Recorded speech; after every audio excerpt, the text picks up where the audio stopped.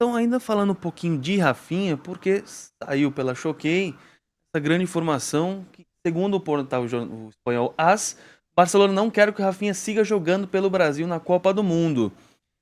Vocês acham que talvez essa demora pela volta do Rafinha aos gramados pode ter alguma influência disso? Ou por toda aquela polêmica, talvez o Barcelona queira o Rafinha melhor psicologicamente, então ele acha melhor ele voltar agora para a Espanha do que continuar na seleção, que é talvez um ambiente que ele chame mais atenção, vamos falar mais dele. O que vocês acham? Não, acho que não tem como votar agora, tá? O cara tá lá na Copa. Você vê, o Paquetá também tá machucado. O Flamengo vai pedir de volta, então. Não, vai ficar lá. Uma coisa que aconteceu, né, que ficou meio mal explicado em 2014 com a Argentina, foi o Di Maria fora da semifinal e da final.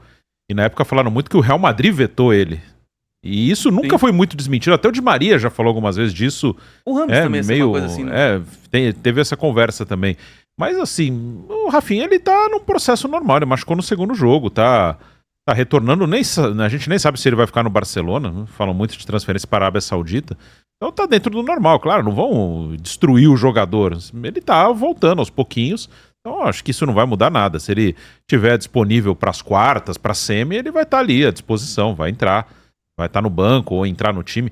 E até dentro do que vocês estavam falando de encaixe de time, acho que o Ryan encaixou bem na direita ali mesmo, fazendo uma função até mais, às vezes defensiva, às vezes de pressionar a saída de bola, e ele roubou bolas já em gols, que gerou gol pro Brasil. Sim. Roubando bola. O Rafinha poderia ser uma opção até para essa vaga do Paquetá, que agora ele não tá para esse jogo. Aí pode entrar o Danilo, por exemplo, e encaixar muito bem. E aí não vai mexer, se tiver tudo certinho, ele não vai mexer, mas ele poderia brigar por esse espaço também. Eu acho que a tendência... Talvez é ele ir com o Danilo por causa que a Croácia não é o Japão. Perdão, a Noruega não é o Japão. Ele vai com o Danilo, pô. Eu também acho que se ele não for com o Danilo, ele vai estar inventando. Por que eu então, por que eu penso isso? Primeiro, a Noruega é um time que tem mais jogadores de qualidade pra atacar o jogo. A Noruega não vai ficar trancada. Não vai sabotar aquilo que ela tem de melhor, que é atacar. Se ele não for com o Danilo, vocês acham que ele vai com quem? Martinelli. Segunda opção. Também acho que só tem essas duas. Eu acho que não tem uma terceira, não. Ou o Bob. O Bob eu acho que fica a carta na manga pra guardar. Também acho que ele só colocou contra o Japão porque tava perdendo. Né? Aí machucou o Paquetá e botou o Ender. Então, eu não acredito que ele vá com o Bob, porque justamente isso. Como o Japão tava trancado dentro da área, vou colocar mais um na área pra furar a retranca. É isso. Como a Noruega é um time que vai atacar, primeiro, trazer o Matheus Cunha por dentro pra soltar o Martinelli, não sei. Não sei. Eu acho que o Martinelli é um cara que ele vai acabar esbarrando com o Vinícius e muitas vezes. E ele entrou no final do jogo ali muito mais no abafa, que eu tenho assim em relação ao Danilo, acho que nós quatro aqui botaria o Danilo, nós cinco. Sim. Eu acho que é sempre ele tira o Bruno Guimarães e bota o Danilo. Então. E ele não enxerga o Danilo no lado esquerdo. Que no Botafogo ele joga ali. Quase, o Danilo sempre entra no lugar do Bruno. E no Botafogo e no Palmeiras jogava pela esquerda. É isso que é curioso. No Palmeiras e no Botafogo, o Danilo jogava pela esquerda. Em vários momentos. Aliás, o Danilo não tem posição no meio campo. Você encaixa ele aqui. É normal. É meio campista. E o Danilo ganha 3 funções pro Brasil. Por quê? Primeiro, o Casemiro sozinho, com o Odegaard, é loucura. Então, você vai ter mais um pra ajudar ali. O Danilo jogando ali nessa posição, além de ajudar o Casemiro dobrando marcação no Odegaard, ele vai ajudar o Marquinhos a dobrar no Sorloth. O meio campo fica mais rápido, com mobilidade, ele vai na área. Isso aí mas eu tô pensando com o calcanhar de Aquiles do Brasil, que é o time se defendendo. Que é atacando, tudo bem. Mas se defendendo. Então ele pode ser um cara pra ajudar o Casemiro com o Odegaard, o Marquinhos com o Sorloth, porque o Magalhães vai ficar com o Haaland, né? Já se conhece. E a esquerda, com o Douglas Santos, pra fechar, se jogar o Hirson. E vai jogar na cabeça dele também.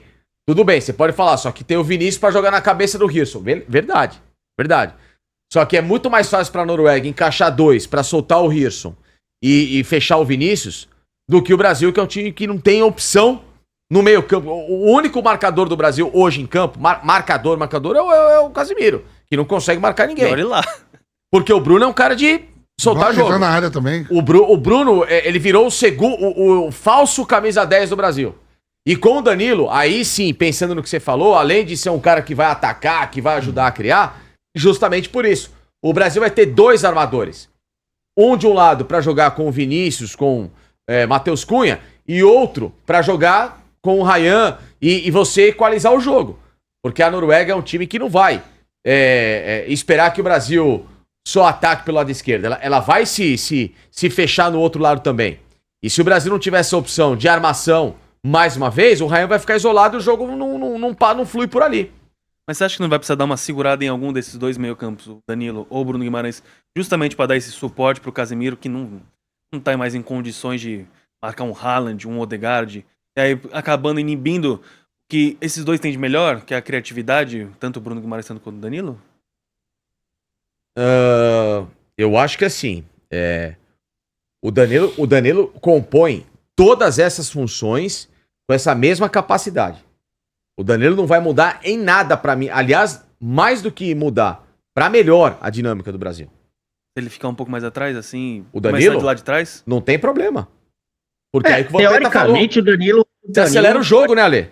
Não, e outra, teoricamente ele marca mais que o Paquetá. Embora o Paquetá na última Copa do Mundo tenha sido segundo volante, em tese o Danilo marca mais que o Paquetá. E outra coisa, o Brasil já tem laterais que não apoiam. Então você já tem ali naturalmente já tem os 2 caras de lado de campo que vão fechar o espaço junto com os zagueiros. Não são laterais apoiadores, não estão lá para isso.